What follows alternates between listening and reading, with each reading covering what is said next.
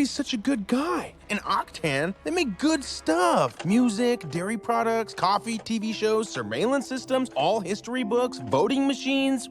Wait a minute. I've always felt that one of our great struggles as people in life is the struggle between wanting to belong and wanting to be unique. Because one side is a thing of total conformity and fitting in, the other side is the side of the weird loner, to use the stereotype. Darkness! It's about how I'm an orphan. No parents! And neither extreme is ideal. Someone who conforms to fit in will become so lacking in personality that they're almost invisible, totally forgettable. They follow everything so exactly that they become just another gear.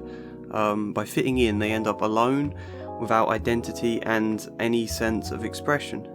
However, in standing out, they also end up alone when taken to its extreme, because there is no one like them, and they fight against the idea of being like anyone else, therefore distancing themselves from everything. Which also ironically becomes its own style of conformity. Like that classic example of refusing to walk on the same side of the pavement to everyone else may technically be rebellion, but it's still conformity in the sense that you're conforming to do the opposite all the time.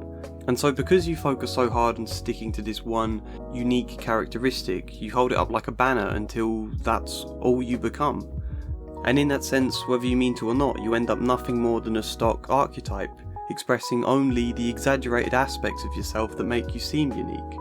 The dark, brooding one, the happy, positive one, the loud, cranky one, the aged guru, the person with an edgy, made-up name. Were you the student I used to have who was so insecure she kept changing her name? All one-dimensional stock archetypes which, again, aren't technically that unique. And in that sense, it doesn't matter whether you choose a path of conformity or freedom, both end up alone and invisible unless you find some moderation between the two. Learn how to be unique whilst also belonging when you need to. Learn how to do your own thing whilst also being part of a wider team. Learn how to be yourself, ultimately. Because we're all individuals as well as a collective, and in truly being ourselves, hopefully, we manage to do both those things at the exact same time. Or at least to have the freedom to move back and forth between them when we need to. Because I'm not suggesting we should sit slap bang in the middle between the two. I'm suggesting we don't want to get rigidly fixed at one end of the spectrum where we could be in a constant movement. Which is what I love about the Lego Movie. My god, it's a good movie. I assumed it to be a typical corporate kids film, but it's just brilliant. If you haven't seen it, I honestly cannot recommend it enough, and this video will have spoilers. I know it's like 6 years old now, but still, spoilers. The struggle to stand out or to fit in is what lies at the centre of this film, with its protagonist Emmet being someone very clearly in the second camp whose face is so generic it matches every other face in our database. Diabolical. Who lives as an ordinary construction worker living in a world built on following instructions, right down to the instructions on how to start the day. Step 2, greet the day, smile, and say, "Good morning, city!" And he's happy about it. That's what I really like about this, because whilst this is definitely a dystopian vision of a world where everybody listens to the same generic pop song on repeat over and over, and they all support the same generic sports team. Always root for the local sports team. Go sports team! And watch the same single gag from the same single sitcom without ever questioning anything while their supposedly benevolent leader goes about orchestrating an evil plan. Whilst it is definitely all that, they're also kind of happy about it. It's not just Emmet is duped and too stupid to see the dark dystopian truth, but also that he gets a sense of belonging from this world. You know, it does genuinely look quite fun the way they all sing and drive their diggers round in synchronised moves, and they're all genuinely cheerful and upbeat and talking to each other and getting along. They're all happy. And when their work is done, they go home to celebrate and enjoy spending a fun evening together. And I just think that's a clever touch. Total conformity is a nightmarish dystopian idea, but there is also some sense of belonging contained somewhere within it. Not that it's a positive overall, obviously, and like I said, conformity to its most extreme isn't belonging, really. You end up alone and invisible, as Emmet himself is. He fits in so well that none of his colleagues can really remember him when asked. Wait, I'm so confused. Who are we talking about? Wait, does he work with us? Gail doesn't remember me? The flip side of this is the master builders, who are the opposite of conformity. Rather than following instructions and placing Lego bricks where they're meant to go, they creatively take parts from wherever else to make new, unique designs of their own. And this is less nightmarish. It's kind of brilliant how you see these characters speedily assemble all sorts of intricate vehicles and designs out of the world around them. This, of course, is creativity. And it's a point that takes on the theme of copyright issues to some extent. One that I have a personal experience with. But President Business wants everything to be placed where it was meant to be placed and nothing to be mixed. Whereas Emmet argues, What I see are people inspired by each other and by you. People taking what you made and making something new out of it. and so in that sense the Master Builders are definitely the heroes. They champion creativity and all the wonderful things that can come out of it, and how much of a tragedy it is when the world of corporations shut creativity down, all told through the metaphor of playing with Lego bricks. However, this uniqueness that comes from creativity isn't without its flaws, because the Master Builders are entirely incapable of working as a team, which is why they've always failed in their attempts to stop President Business before. They're too busy building their own unique designs to think of building something together that could be better than what any of them might individually achieve. And they argue and they bicker, and when it comes to their version of politics, nobody gets anywhere because they're all rigidly determined to do their own unique things. A house divided against itself would be better than this. This society of theirs where they live is called Cloud Cuckoo Land. They're all so resistant to conformity of any sort whatsoever that their dreamy society is literally insane. And it's like what kids imagine when they dream of some glorious circumstance where all their parents and teachers suddenly disappear from the face of the earth and, you know, they're now free to do whatever they want. It's just a loopy party where nothing makes sense. Here in Cloud Cuckoo Land, there are no rules. There's no government, no babysitters, no bedtimes, no frowny faces, no bushy mustaches, and no negativity of any kind. Which of course doesn't make sense at all. Because in trying to build a society without rules, not only is nothing ever achieved, but also it's ended up with very clear rules. As I started this off by saying, fighting against conformity in its most extreme will end up a version of conformity. You just said the word no like 1,000 times. And there's also no consistency. And so in that sense, whilst the Master Builders are definitely the good guys and President Business is definitely the bad guy, it's also not quite as simple as that. Because on the one hand, conformity leads to this great joke about a think tank where all the creative people have their brains strapped into this machine and are forced to design products they don't want to make.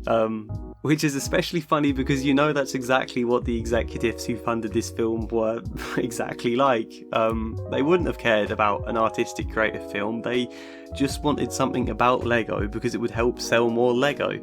And so they strapped Chris Miller and Phil Lord into their own version of the think tank, and it's just simply from their creative genius as writers that the film turned out to be this good. And plus there's also the micromanagers, these scary looking machines that move people into the correct positions, which is another good joke.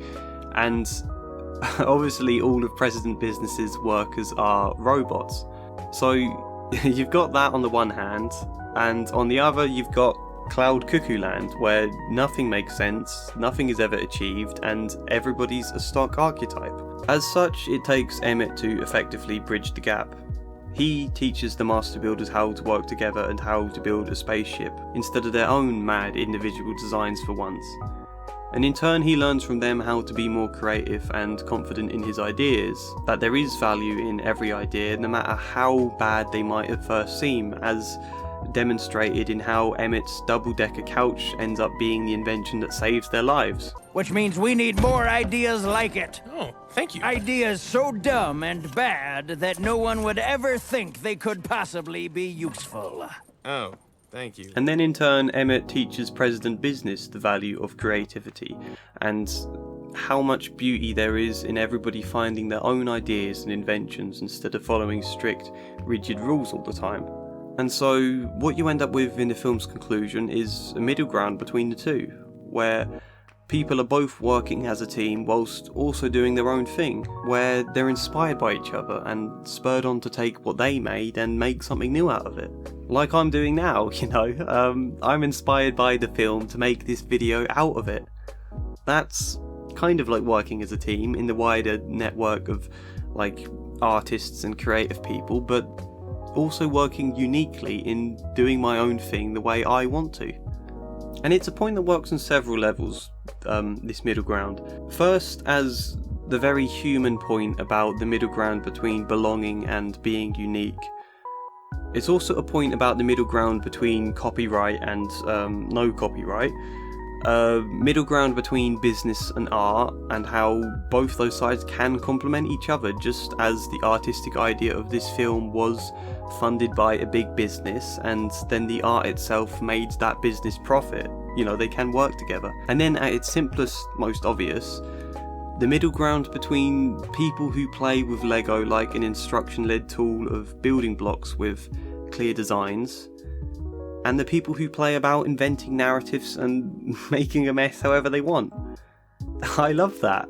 I love how they fit all of this into the simple, ordinary metaphor of how kids play with Lego. It's incredibly clever. And honestly, I know this sounds dramatic, and maybe I'll take it back later on when I've had more time to think, but I think this is one of the best films I've seen in a long time. There are many, many more films with deeper philosophical ideas and everything else, obviously. It's just the fact the Lego Movie finds a way to say everything it does while still being very much a kids' movie. That's incredibly fast paced and really fun, and has joke after joke after joke virtually every moment in this film. And very creative jokes as well, you know, lots of different sorts that are incredibly imaginative, and it kind of makes me want to just make a video listing my favourite jokes from the film. I don't think I will do that, but that's what makes the film so genius in my eyes. The fact it manages to say everything it says without compromising any of the simple, childish fun that gives the film its heart. Because that is its heart as well, the film's sense of fun. You know, when the film's thematic points are partly about the importance of creativity in playing, the film needs to have a playful feel, otherwise, you know, there's a bit of a disconnect there. So they manage that perfectly, and it's wonderful. 10 out of 10 film in my eyes. If for some reason like me you never saw it 6 years ago, go watch it now. Doesn't matter how old or young you are, you'll have a blast. Thanks for watching as ever. If you liked the video, please like the video. Leave your thoughts, criticisms, opinions in the comments, whatever, anything you think I've missed. Support me on Patreon if you fancy doing that little bit extra to help out, and otherwise, hopefully see you next time.